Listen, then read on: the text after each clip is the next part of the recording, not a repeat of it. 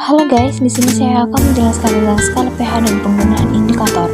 Simak video selanjutnya. Baiklah, di sini adalah alat dan bahan untuk melakukan skala pH dan penggunaan indikator.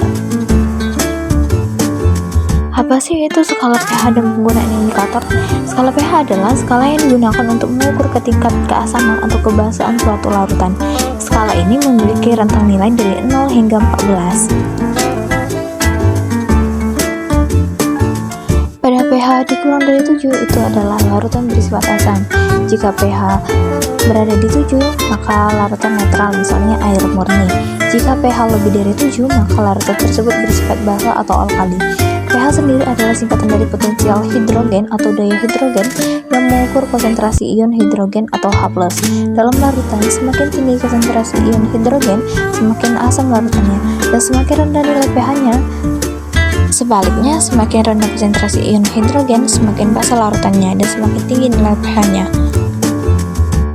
Indikator pH bekerja berdasarkan perubahan struktur molekul yang disebabkan oleh perubahan konsentrasi ion hidrogen atau H+. Pada manusia asam, konsentrasi H+ tinggi yang mempengaruhi warna indikator. Sebaliknya, pada kondisi basa, konsentrasi H+ rendah dan perubahan warna juga akan terjadi.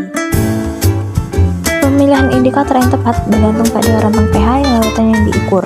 Sebagai contoh, untuk titrasi asam-basam yang melibatkan asam kuat dan basa kuat, indikator phenolphthalein sering dipilih karena perubahan warnanya yang jelas pada pH sekitar 7. Untuk titrasi asam-basa lemah dengan basa kuat, indikator metil, oranye atau bromoto biru yang dapat digunakan. Dengan pemahaman ini, kita bisa memilih indikator yang tepat sesuai dengan jenis larutan yang akan dianalisis, sehingga kita dapat menentukan pH dengan lebih akurat.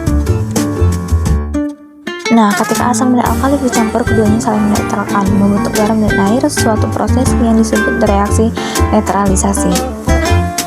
Larutan dapat bersifat asam, alkali, atau netral. Hal yang membedakan dari satu sama lain dengan menggunakan indikator yang berubah warna saat diperkenalkan pada larutan atau dicampurkan pada larutan. Indikator universal menunjukkan spektrum warna dari merah asam kuat hingga biru kehijauan atau basa kuat yang digunakan untuk mengukur pH secara umum. Indikator lakmus. Lakmus merah akan berubah menjadi biru jika berada pada larutan basah, dan lakmus biru akan berubah menjadi merah jika berada pada larutan asam. Dan phenolphthalein tidak berwarna pada pH kurang dari 7 dan berwarna merah muda pada pH lebih dari 7, terutama pada pH sekitar 8-10 yang menunjukkan larutan basah. Kemudian methyl orange akan berwarna merah pada pH rendah atau asam, berwarna kuning pada pH lebih tinggi. Kemudian bratimol biru akan berwarna kuning pada pH asam dan akan berwarna biru pada pH basah. Nah, berikut adalah warna pada skala pH untuk mengukur seberapa asam atau alkali suatu larutan. Jika pH kurang dari 7, maka larutan tersebut bersifat asam.